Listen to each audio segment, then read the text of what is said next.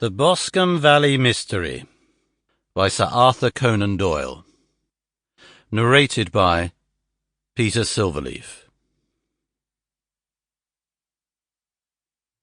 We were seated at breakfast one morning, my wife and I, when the maid brought in a telegram.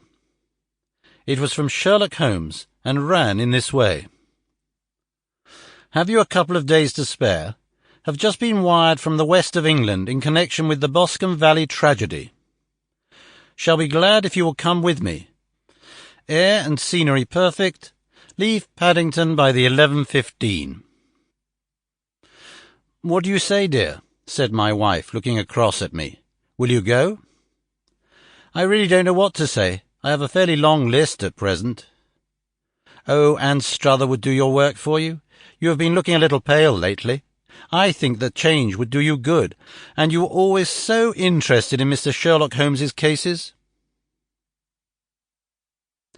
"I should be ungrateful if I were not, seeing what I gained through one of them," I answered. "But if I am to go, I must pack at once, for I only have half an hour." My experience of camp life in Afghanistan had at least had the effect of making me a prompt and ready traveller. My wants were few and simple, so that in less than the time stated I was in a cab with my valise rattling away to Paddington Station. Sherlock Holmes was pacing up and down the platform, his tall, gaunt figure made even gaunter and taller by his long grey travelling cloak and close-fitting cloth cap. "It really is very good of you to come, Watson," said he. "It makes a considerable difference to me, having someone with me on whom I can thoroughly rely. Local aid is always either worthless or biased. If you will keep the two corner seats, I shall get the tickets."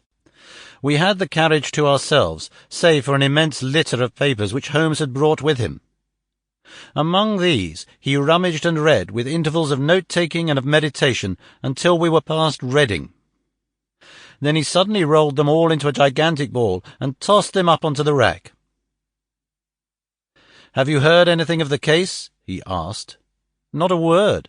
I have not seen a paper for some days. The London press has not had very full accounts.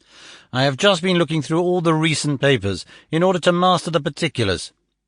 It seems, from what I can gather, to be one of those simple cases which are so extremely difficult." "That sounds a little paradoxical. But it is profoundly true. Singularity is almost invariably a clue. The more featureless and commonplace a crime is, the more difficult it is to bring it home. In this case, however, they have established a very serious case against the..." Sample complete. Ready to continue?